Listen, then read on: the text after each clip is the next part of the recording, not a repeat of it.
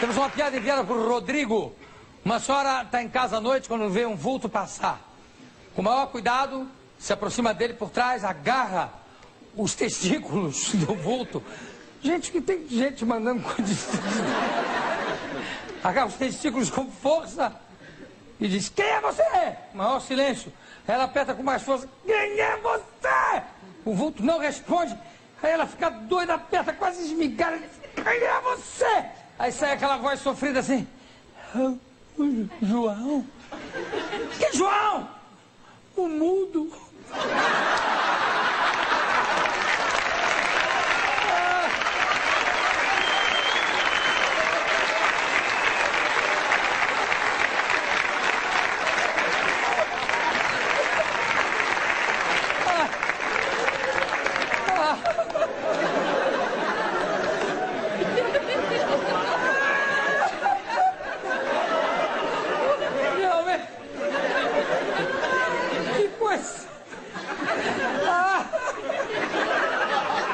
Isso me lembra a história do sujeito casado, chega em casa, a mulher está com um amante, ela pega o amante e entra na gaveta daquela cômoda ali, que é enorme.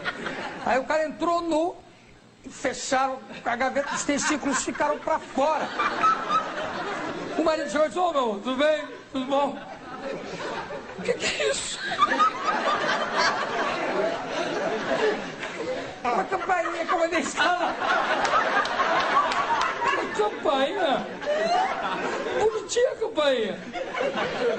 Olha só. É engraçado, olha, não toca. A campainha não toca.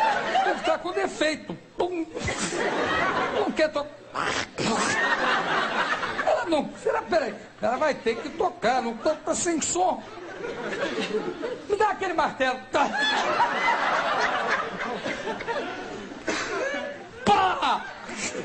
Aí a gaveta abre e o cara fala assim: tiling, tiling.